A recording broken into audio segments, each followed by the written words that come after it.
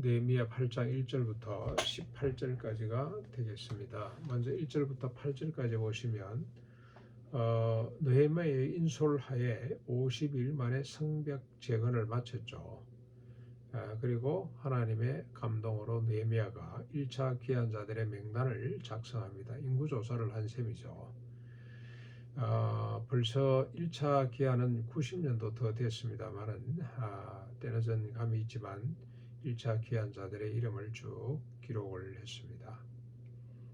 그만큼 1차 귀환한 자들이 소중했다는 뜻이 되겠죠. 그들을 꼭 기억하고 기념해야 된다는 겁니다. 일곱째 달 아래 모든 백성이 수문 앞에 광장에 모였습니다. 그리고 학사 겸 제사장인 에스라에게 모세율법책을 읽어주기를 청합니다. 그동안에 성벽 재건하느라 자기들 집들 지느라 정신없이 보내왔는데 이제 우리가 예루살렘에 돌아왔으니 하나님의 말씀을 들려주십시오. 이에 그달 초 하루에 에스라가 광장에 서서 새벽부터 정오까지 나무로 만든 강단 위에 서서 모든 백성 앞에서 율법책을 읽고 하나님 여호와를 송축하는데 모든 백성이 손을 들고 아멘 아멘으로 화답하게 됩니다. 그리고 몸을 굽혀 여호와를 경배합니다. 그리고 제사장과 이 사람들이 백성들에게 낭독된 말씀을 일일이 설명을 해줍니다. 이 무슨 뜻이냐고 묻고 막 그랬지 않겠습니까? 그랬더니 설명을 쭉 해줍니다. 아마 이런 질문도 있었겠죠. 여자아이를 낳으면 왜 부정한 일수가 2배나 되냐. 그래서 아마 그때 제사장들 이 사람들이 뭐라고 설명을 했는지 모르겠습니다만 성령으로 감동이 돼서 아마 그건 차별하는 것이 아니고 더 잘 보호해라는 뜻이다. 아마 그런 뜻으로 해석하지 않았을까 하는 생각이 듭니다.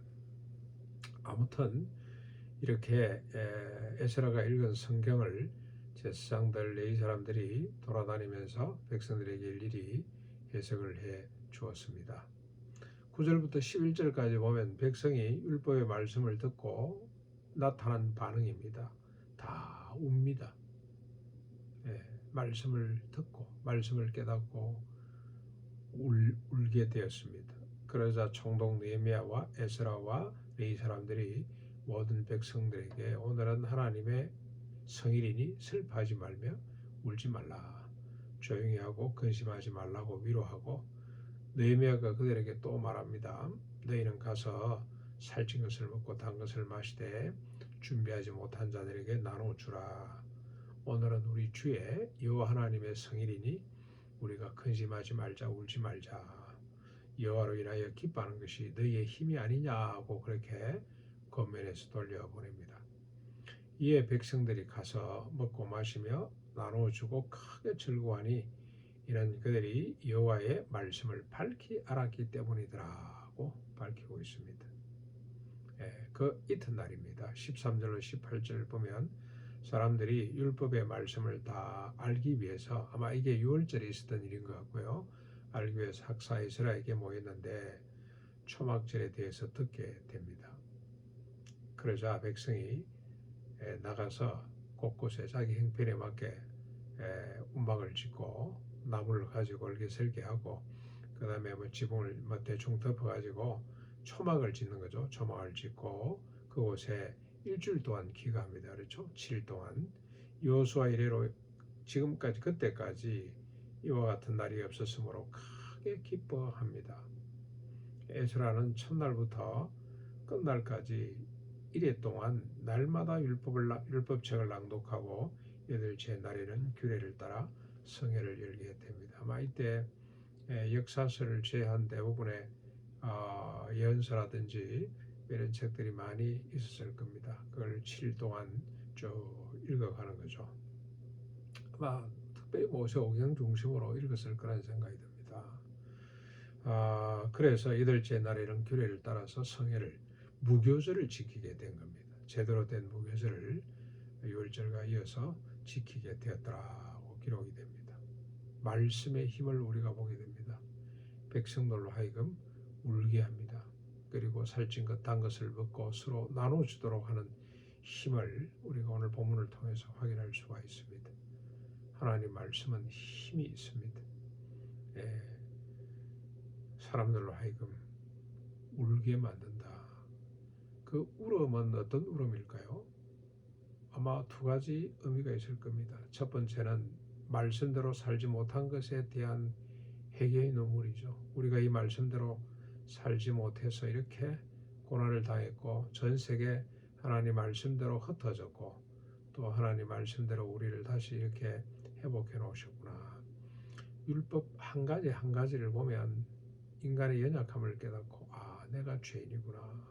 내가 이렇게 말씀대로 살지 못했던 이런 죄인이었구나 하는 것을 아마 깨닫고 크게 울었을 겁니다. 고통의 원인이 말씀대로 살지 못해서 그랬구나 하는 이런 깨달음을 갖고 울 수밖에 없었을 겁니다. 그리고 또 말씀은 또 울음의 또 하나의 의미는 이 말씀이야말로 자기 자신뿐만이 아니고 자기 민족뿐만이 아니라 온 인류를 복되게 할 수 있는, 다시 말하면 정의롭고 평화롭게 살아갈 수 있는 진리 그 자체인데 그걸 깨닫고 기쁨과 감격의 눈물이죠. 이렇게 좋은 법을 우리에게 주셨는데 너무 기뻐서 세상에 이런 법이 어디 있을까? 지금도 우리가 율법에 대한 감격이 없는 것 같아요.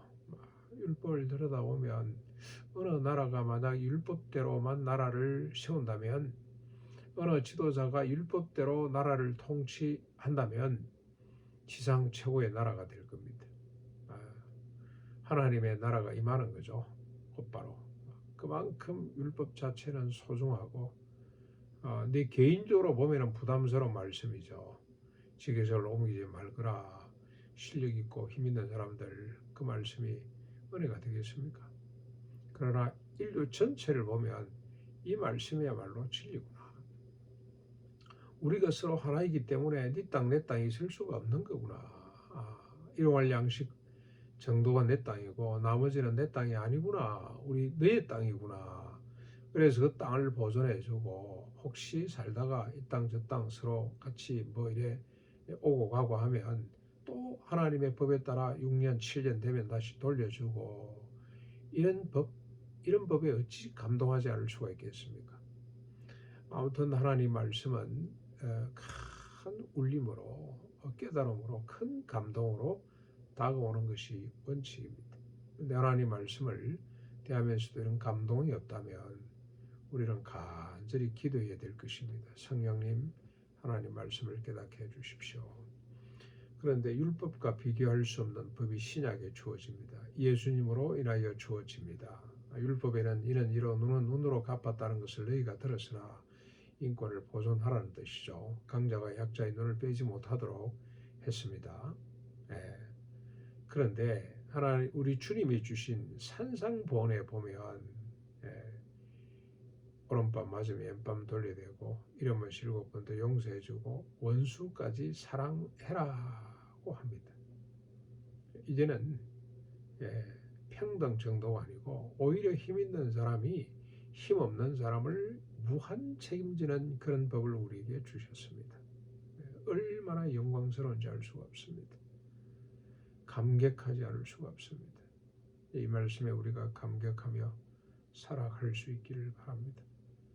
감격에는 두 가지 의미가 있습니다. 하나는 너무 좋아서 이 세상에 이런 진리가 다 있나, 우리가 하나구나 그걸 깨닫고 감격하고, 또 하나는 그렇게 살지 못하는 데 대해서 너무 가난해지는 거죠.